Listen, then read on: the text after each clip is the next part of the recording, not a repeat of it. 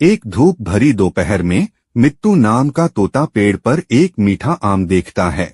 वो खुश होकर कहता है, ये मेरा आम है, मैं इसे बाद में खाऊंगा। वो उड़कर अपने दोस्तों को बुलाने चला जाता है। जब वापस आता है, आम गायब। मित्तू रोने लगता है, मेरा आम किसने लिया? तभी झाड़ियों के पीछे से एक नन्ही गिलहरी निकलती है।